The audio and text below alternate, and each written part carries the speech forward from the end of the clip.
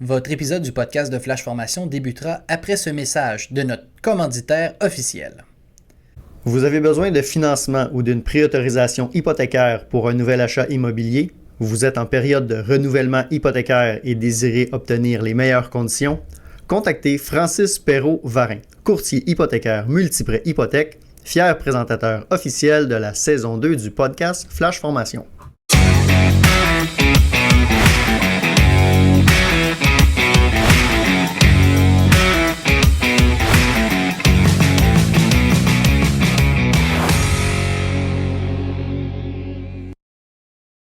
Bonjour tout le monde, Marc-Antoine Jeté à nouveau avec vous pour l'enregistrement du podcast Flash Formation.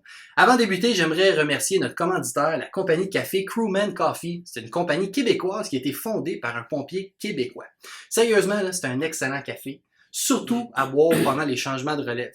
Ils ont différentes saveurs de café, puis il y en a même une qui s'appelle le 10-15. Un café de 5e alarme, j'ai l'impression que ça va nous réveiller.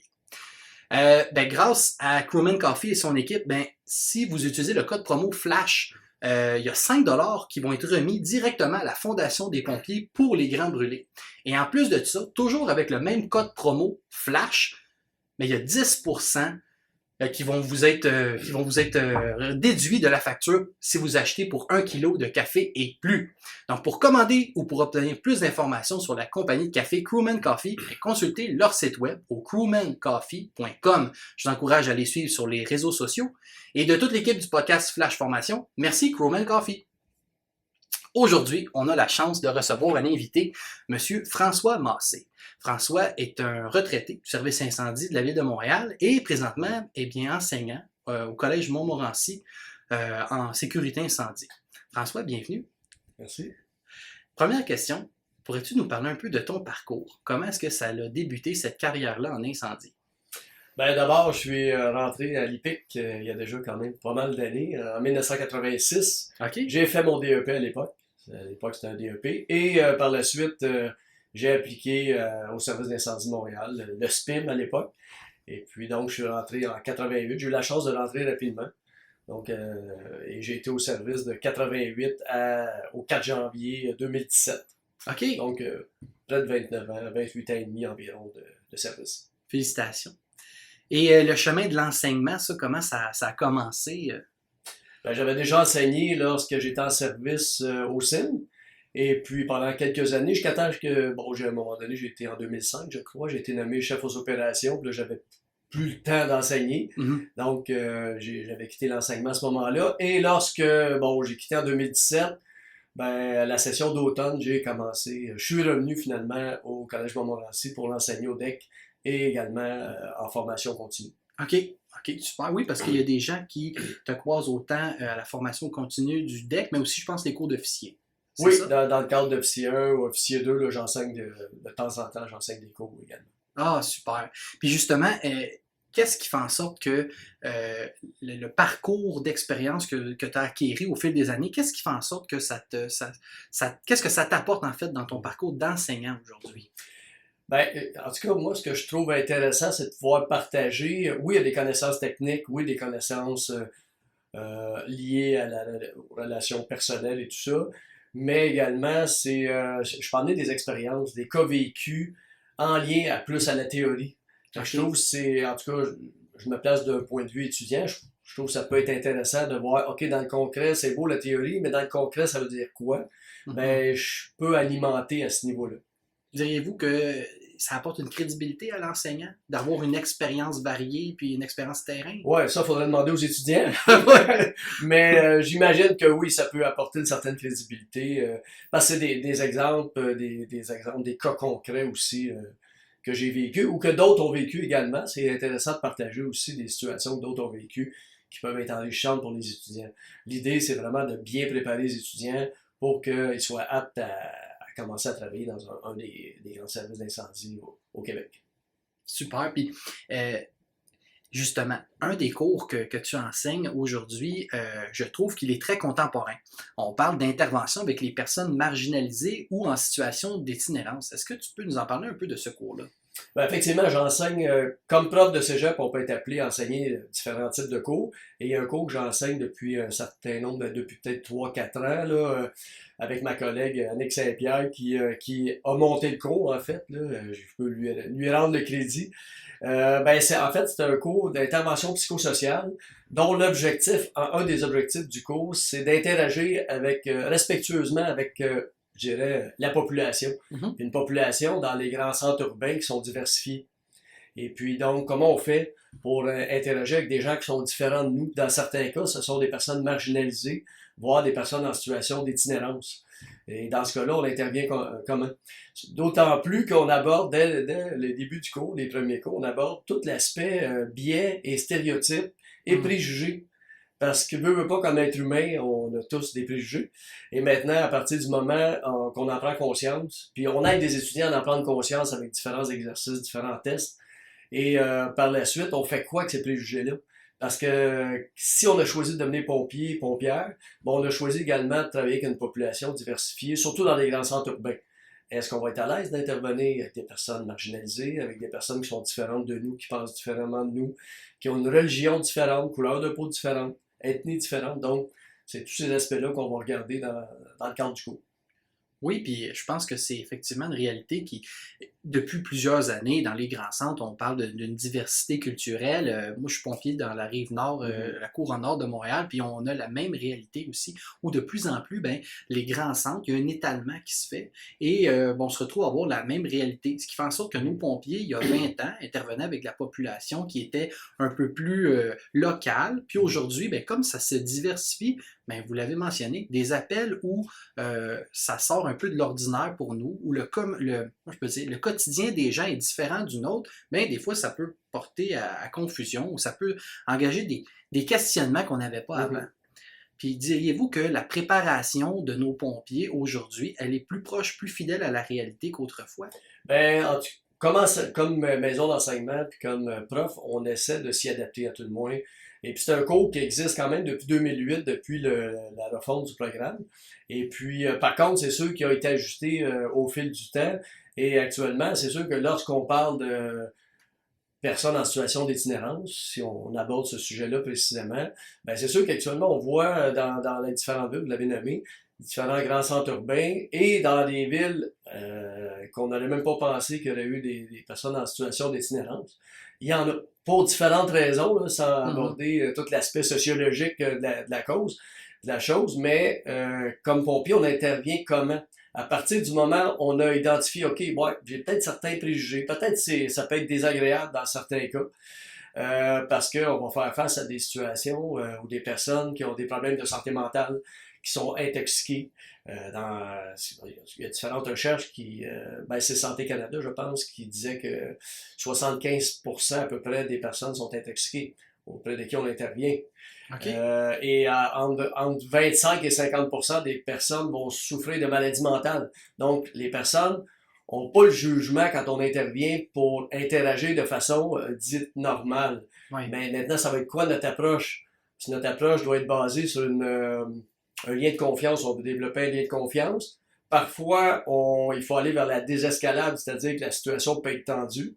Les gens peuvent être agressifs. C'est sûr qu'il faut toujours faire attention à nous, l'aspect santé-sécurité, mais également, il faut intervenir. Surtout à titre de premier répondant, plusieurs municipalités offrent le service de premier répondant. C'est beaucoup plus direct, puis mettons, le métier de pompier, on intervient souvent sur un bâtiment, on intervient pour régler une situation qui est terrain, alors que le premier répondant, c'est un contact qui est beaucoup plus de proximité avec le citoyen. Effectivement, puis tu sais, ce qu'il faut savoir aussi, puis c'est ce qu'on enseigne aux étudiants, c'est que les personnes en situation d'itinérance, la plupart du temps, ont une vie avant qui ressemblait peut-être à la nôtre. Et il y a eu un point de bascule, à un moment donné, il y a eu une rupture qui est souvent liée à problèmes de santé mentale, à des dépressions, à des séparations, à des dettes de jeu, à de l'alcoolisme, des différentes dépendances, perte d'emploi, séparation, donc une multitude de raisons qui vont faire en sorte que la vie de quelqu'un va basculer. Puis là, on regarde, sans parler même de tout ce qui est lié à l'inflation et tout ça, la difficulté de se loger. Donc, ce sont des phénomènes sociaux et qui nous frappe de plein fouet comme pompiers, pompières. Et puis on doit quand tout de même aborder ces situations-là avec beaucoup de diligence. On peut pas être dans le jugement, autrement dit. Et puis on n'est pas là pour juger non plus. Nous, on est là pour intervenir, appliquer des protocoles et prendre soin des gens. Et puis si on a des préjugés, peu importe la diversité, peu importe que ce soit des personnes marginalisées, ben comme pompier, ce que je dis aux étudiants, il y a des façons de travailler là-dessus, il y a des moyens, des outils qu'il faut aller chercher aussi. Fait que c'est un peu ça là, au niveau de la vision de ce cours-là. Là. C'est d'amener l'étudiant à... Puis en plus, on fait même un parcours dans le centre-ville pour que, parce que pas tous les aller à étudiants... la rencontre de la réalité. Puis... Effectivement, on va dans les secteurs les plus chauds de Montréal, on va visiter des organismes qui viennent en aide soit aux jeunes, soit aux personnes un peu plus âgées qui ont accès à ces sites-là. Donc, ce que je disais aussi, donc la première étape, c'est qu'une personne il vit une situation normale, est arrivé à un point de bascule, vit l'itinérance, et les organismes dont je viens de faire part, leur objectif, c'est de donner un toit à ces gens-là. OK? Parfois, c'est un refuge temporaire, ou parfois, ça va être un refuge un peu plus permanent. Et pour les jeunes, on va tenter de les aider à leur offrir des possibilités qu'ils ne voient plus, que ce soit l'éducation ou autre, pour qu'ils puissent avoir une vie dite relativement normale.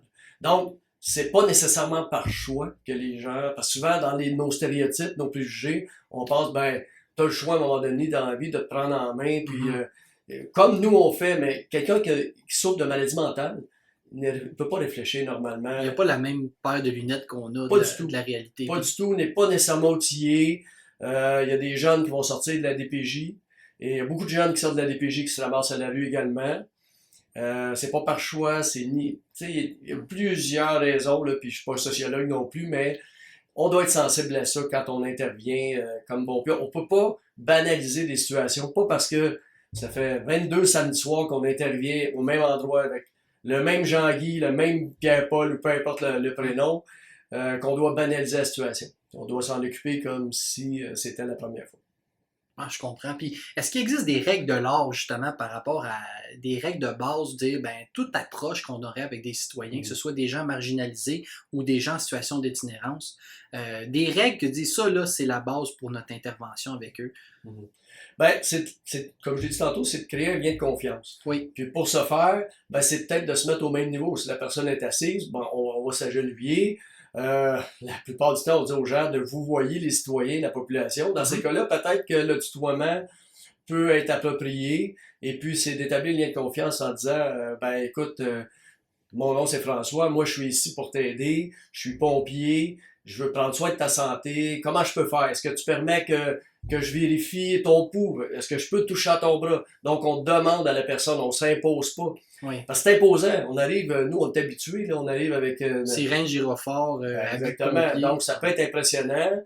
Et pour certaines personnes, on représente l'autorité aussi. Donc, ce lien de confiance-là est important. Je comprends.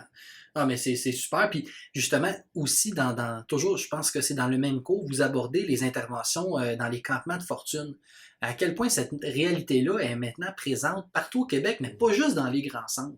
Effectivement, on voit de plus en plus. Ça fait la manchette à tous les jours. Oui. Tous les jours, pas plus tard que ce matin, je lisais encore un article, puis je vais répondre à votre question, mais concernant les opioïdes, entre autres, et le naloxone, qui enlève l'effet des drogues dont les pompiers peuvent utiliser également.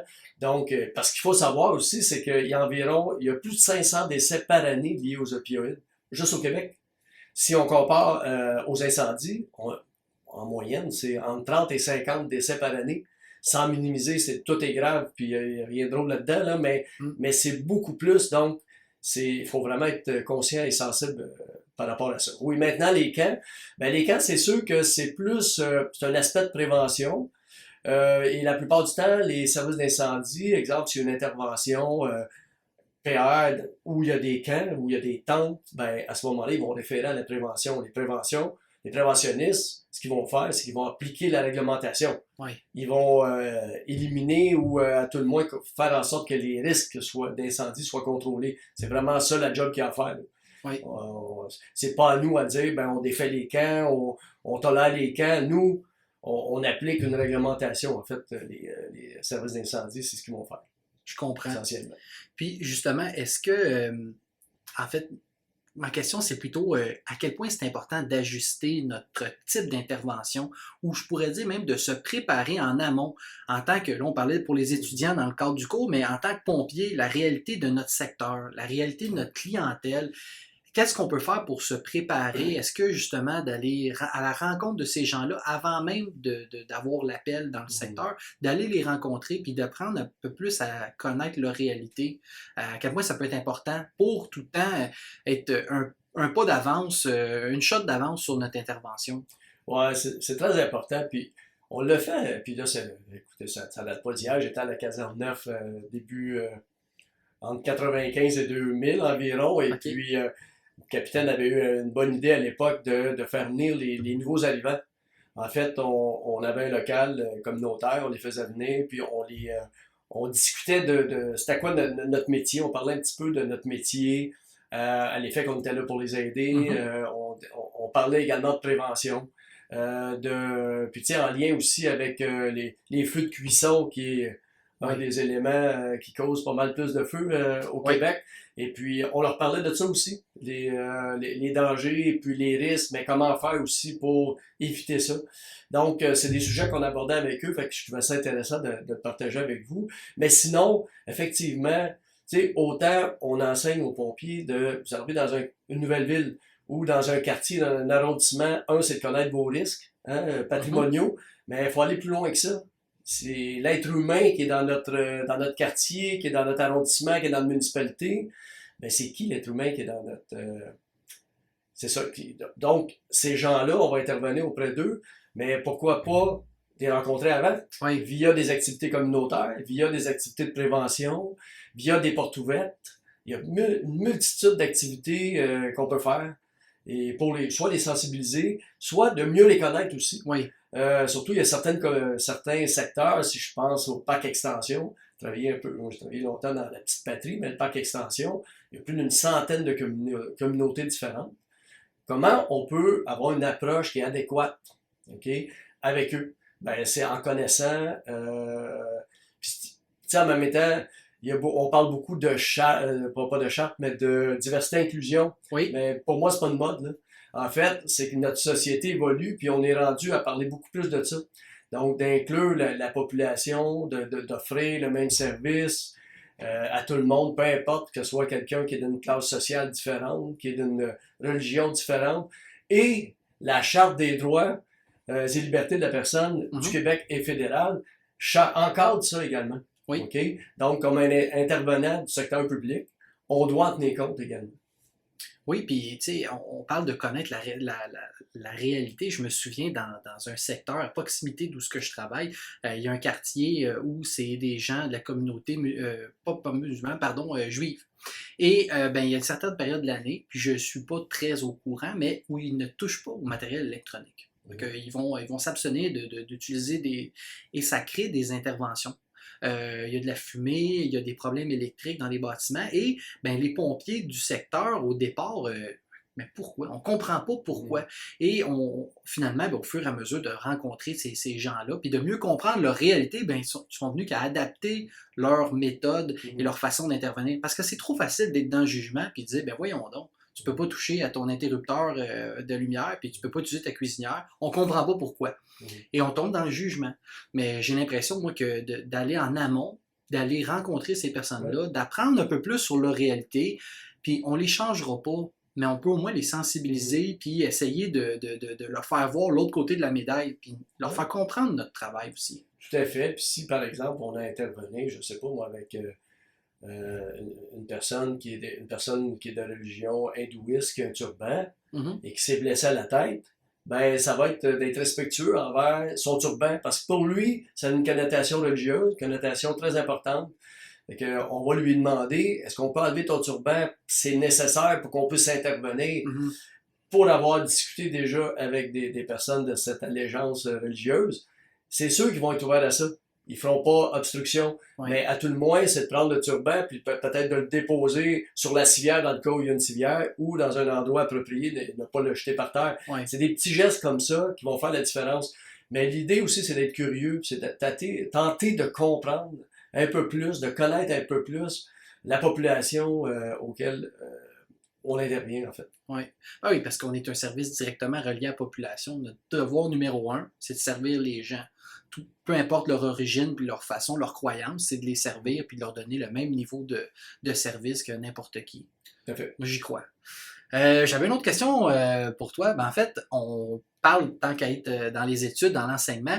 J'aimerais savoir l'importance ou quelle importance plutôt tu accordes aux études à l'extérieur du parcours pompier. Parce que on sait que le parcours pompier, ça passe par l'École nationale, le DEP, le DEC, les cours d'officiers.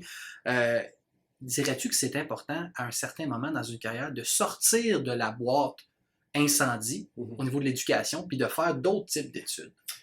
C'est sûr que je vais prêcher pour ma paroisse, c'est ce que j'ai fait, puis moi j'ai adoré ce que j'ai fait. Ça a été quand même assez ardu parce que j'ai été une dizaine d'années à étudier. À partir du moment où je suis rentré pompier, j'ai étudié à temps partiel, j'ai fait 3 certificats qui m'ont donné un bac, ensuite une maîtrise en administration publique.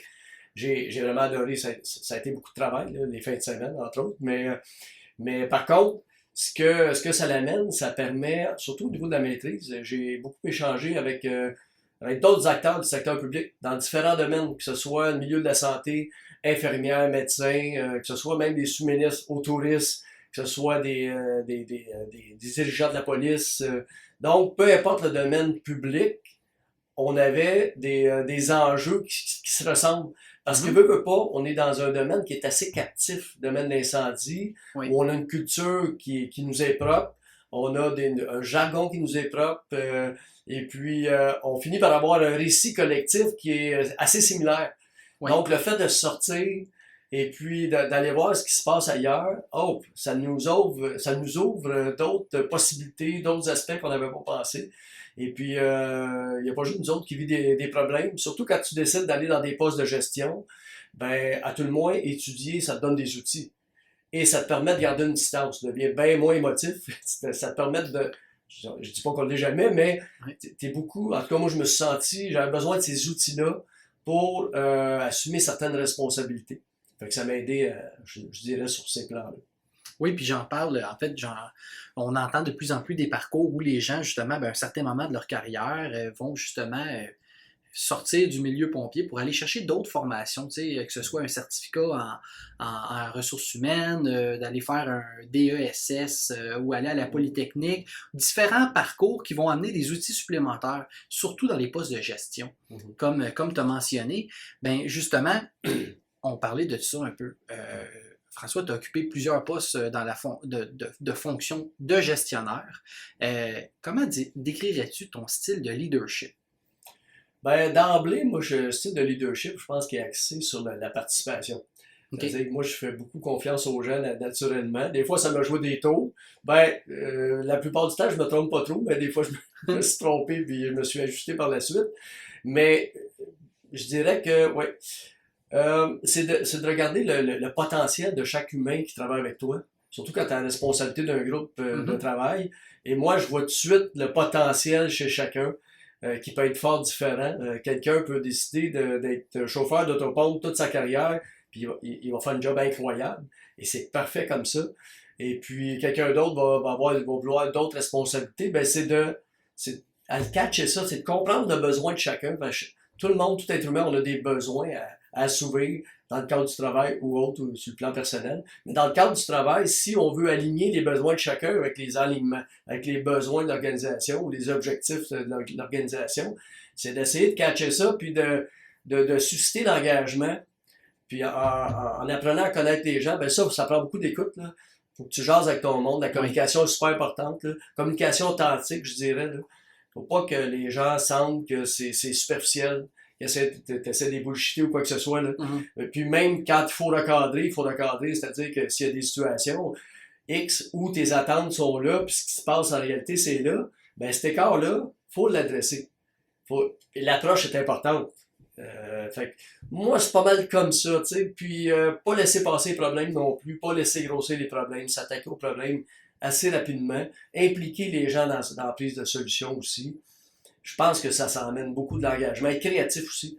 Puis les gens sont créatifs. Moi, c'est ce que j'ai remarqué quand j'impliquais le monde pour, je sais pas, peu importe, que ce soit des activités de caserne, des types de formation. Regardez, nous, là, voici la direction, s'enligne vers ça. C'est ce qu'ils nous demandent cette année. Moi, c'est ce que j'ai constaté. Maintenant, il y a peut-être un écart entre où on devrait être. Puis ça, c'est de l'observation aussi, là. Autant ces interventions, au niveau de l'attitude par rapport aux citoyens, de l'attitude entre collègues. Il y a plein de niveaux, là, plein de niveaux de regard, d'observation qu'il faut faire et prendre des petites notes et par la suite intervenir de façon très précise. Puis, je pense que de cette façon-là, on risque de mobiliser notre monde. En tout cas, ça a marché souvent. Des fois, ça a moins bien marché, il fallait s'ajuster. Et également, il faut ajuster notre style de leadership aussi. Parce que selon certaines situations où j'ai eu des équipes très matures, j'avais rien à dire. C'était incroyable. En fait, l'équipe en faisait plus qu'elle est au-delà de mes attentes. Puis j'ai d'autres équipes, ben, c'était un peu moins mature, donc je devais resserrer un petit peu plus. Okay. Ben, toujours en communiquant, constamment. Et puis en précisant mes attentes. Ça, les attentes, c'est super important. Là, parce que si t'es pas clair au niveau... surtout maintenant, je pense que la communication, c'est encore plus important. Quand je suis rentré, on communiquait d'une certaine façon. Puis au niveau de la communication, il y a différentes stratégies. Là. Ça peut passer par l'humour. À chacun sa personnalité. Mais je pense que la communication, je pense que c'est la base de tout. Là. Bien, mais j'avais justement comme question, est-ce que justement ton style de leadership a évolué au fil de ta carrière? Ce que j'en comprends, c'est que tu as su l'adapter en fonction du type d'équipe avec qui tu devais travailler. C'est un peu ça? Oui, tu l'adaptes beaucoup en fonction des équipes, en fonction de ton patron aussi, parce que tu as toujours un patron. Et puis, ce que j'ai pas dit tantôt aussi, moi, ce que les études m'ont appris, c'est de comprendre les systèmes. J'étais très curieux. Je voulais comprendre la game. Tu sais. Pas juste la game au sim. La game, dans chaque service d'incendie, elle se joue de façon plus large dans une municipalité. Et c'est quoi les intérêts de chacun? C'est quoi? Puis moi, je sais pas, comme pompier, comme officier, comme chef, je suis une personne pivot là, qui va faire des liens, qui va créer des liens avec les citoyens, avec mes collègues, avec les services de soutien. Fait que c'était un peu ce rôle-là qu'on joue aussi. Peu importe le niveau, on peut exercer du leadership. Oui, puis ça me rappelle un cours que j'ai fait, ça s'appelait Habileté politique, où on parlait justement de la carte, si on veut, de la hiérarchie. Donc, on a des postes avec une hiérarchie, mais on a aussi comme un sociogramme, si on veut. C'est les intérêts de un et de l'autre font en sorte que je peux autant travailler sur le plan hiérarchique, en fonction du poste que la personne a, mais aussi au niveau de sa personnalité, de sa façon d'être, puis ses intérêts aussi. Quel gain est-ce qu'elle souhaite obtenir, puis quelle perte est-ce qu'elle souhaite éviter, puis de travailler au travers de ça. Mais ça reste que le style de leadership, ce que j'en comprends, c'est beaucoup axé sur l'être humain. C'est un peu ça, là. Absolument. Puis tenter de comprendre l'autre. Et puis, on va s'adapter aussi. À un moment donné, comme leader, tu n'as pas le choix de t'adapter à ton équipe. Et puis, la façon dont tu vas communiquer avec ton boss, ton ancien boss, ton futur boss va être différente, comme la façon de communiquer avec une équipe ou une autre peut être différente aussi.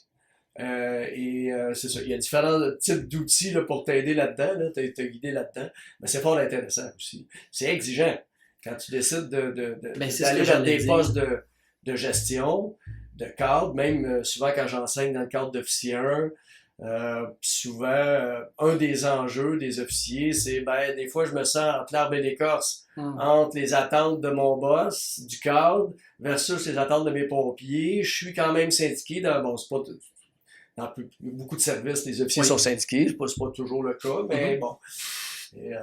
Donc, comment tu navigues là-dedans? Moi, je pense que le fait d'être assez authentique, puis comment je pourrais dire, de dire les vraies choses avec le juste degré d'information. Tout n'est pas obligé d'être dit, mais s'il y a des choses que tu peux pas dire, c'est de le dire.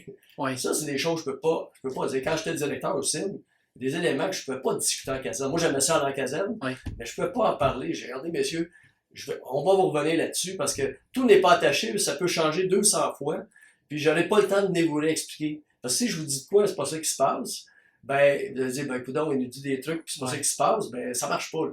Donc, ajuster le bon niveau d'information, puis... Je pense que oui, puis ça part de la direction et ça descend, puis l'information doit circuler top-down, puis aussi du bas vers le haut. Oui. Oui, continuellement. Moi, je suis vraiment d'accord avec ça. Là. Je suis pas d'accord avec tout ce qui se dit des fois à l'émission, mais là, ce que j'entends, je suis 100% d'accord. Puis, je parlais aussi à d'autres gens qui occupent des fonctions de gestionnaire ou qui ont occupé des fonctions de gestionnaire. Puis, ce style-là, axé sur l'humain, sur la participation, sur le fait que pour mobiliser les gens, on les implique dans la prise de solution, dans plein d'aspects du travail, ça demande énormément d'énergie. Mais j'entends souvent qu'au bout de la ligne, pour toute l'énergie qu'on met, au bout de la ligne, c'est quand même payant. C'est relativement payant, en fait. Ouais, moi, en tout cas, j'ai vu plus, oui, ça tient du jeu, mais j'ai vu plus de gains que de pertes, autrement dit. Pour ce style-là. Oui, tout à fait. Et ça cadrait plus avec ma personnalité. Également. Exactement, oui, c'est ça. Ça me forçait pas tant que ça parce que, bon, je suis plus ce style-là. Ce qui me forçait plus, parfois, c'est d'être un peu plus autoritaire. Okay. Sauf que j'ai pas le choix à un moment donné de l'être parce que dans certaines situations bien précises, il faut que tu recadres. Parce que les lignes, il faut qu'elles soient... les attentes. Les attentes, que ça soit clair. Oui. Que ça soit clair. Puis c'est sûr que quelqu'un qui dévie tout le temps, tu essaies de comprendre pourquoi. Et parfois, ça prend plusieurs appels et ainsi de suite. Puis dans certains cas, ben, faut aller plus vers la discipline, mais je dirais pas que ça doit pas être l'outil qui doit être mis de l'avant dans un premier temps. Oui. On va pas vers ça au début. Là. Mais c'est drôle. Ça me rappelle une phrase. Peut-être que vous connaissez Michel Viau, qui parlait d'un sac. Il disait, moi, j'ai un sac sport. Quand j'arrive au travail, j'ai mon sac. Dans mon sac, j'ai différents types de gants. Puis je me souviens pas exactement les mots qu'il avait dit, mais il dit, exemple, j'ai un gant... un petit gant blanc ou celui-là, ben, je vais faire attention à ce que je dis. Il y en a un autre gant, c'est comme un gant de fer, mais avec du velours à l'intérieur. Fait que des fois, je suis capable de serrer, puis dans le fond, il y a un gant de boxe. Que lui, je veux pas le sortir, mais je l'ai pareil. Fait que c'est un peu d'adapter son style. Il est très coloré, Michel. Ah, très coloré, oui, en effet. Ben écoute, on arrive vers la fin. J'avais encore quelques questions, notamment comment est-ce que François Massé il entrevoit l'avenir de la sécurité incendie? Mais je pense que peu importe le service, peu importe, si on a une vision globale, il faut développer des stratégies qui sont en lien avec notre environnement, autant interne, nos enjeux internes, mais les enjeux externes. Les enjeux externes, j'entends tout ce qui est aspect légal, les changements climatiques, ça a un impact sur notre travail. Le développement incroyable de la technologie va avoir un impact également sur notre travail. Il faut être à l'affût de ça. Puis quand je parle des changements climatiques, bon, on voit là, déjà que ce soit des chaleurs accablantes, ben, ça fait un certain temps ça existe, mais c'est encore plus omniprésent. Oui. Avec les feux de forêt, il y en a de plus en plus, des vents violents, des tornades. Donc, il faut être prêt à intervenir à ce niveau-là. Les enjeux liés avec la santé et la sécurité, ça s'est tellement développé également. Et puis, on n'a pas eu le choix de faire des ajustements. Entre autres, on se faisait une fierté pendant longtemps de sentir la fumée, d'avoir les casques tout noirs, puis bon, les bunkers tout noirs. Maintenant, c'est un mauvais signe. Lorsque ça sent fumée, c'est parce qu'il y a des contaminants qui peuvent nous donner des maladies qu'on ne veut pas avoir. Fait qu'il faut vraiment prendre toutes nos précautions, mais c'était pas le discours qu'il y avait à l'époque. Oui. Donc, le discours a changé et puis il faut s'adapter continuellement. C'est de faire des liens avec les différents services également, comme service d'incendie. Il faut regarder avec l'urbanisme aussi. L'urbanisme s'en va où? Il faut réussir à les influencer dans certains cas également en lien avec la réglementation, sécurité incendie, les codes de bâtiment et tout ça. Fait que, écoutez, ça peut... disons, la palette est très large, mais je dirais qu'il faut vraiment être conscient de l'évolution, l'environnement interne, externe, et puis de ajuster nos stratégies et fixer des nouveaux objectifs à chaque fois là, en lien avec ça. Et surtout, former notre personnel aussi. Communiquer, mais être en formation continue.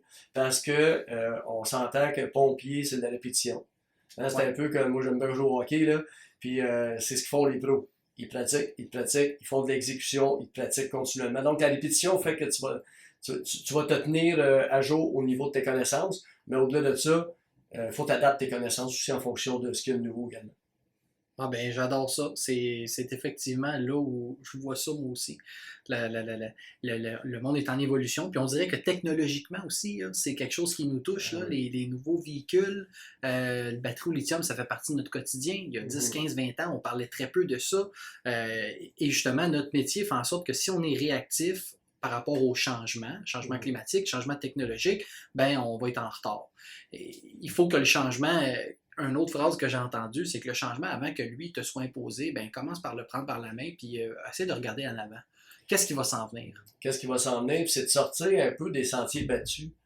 On est habitué de fonctionner d'une façon. On fonctionne comme ça pendant 10 ans, 20 ans, 30 ans. Maintenant, OK, est-ce qu'on peut penser différemment?